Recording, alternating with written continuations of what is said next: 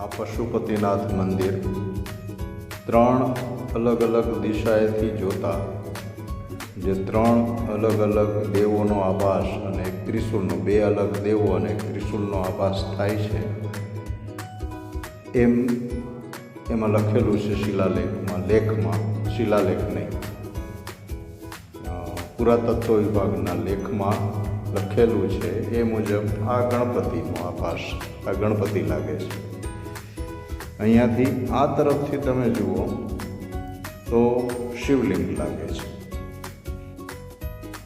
અને આ બાજુથી ત્રિશૂળ લાગે છે.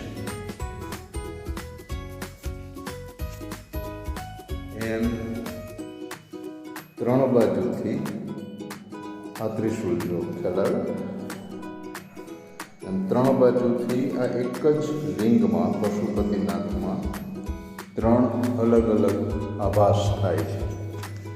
નર્મદે હર.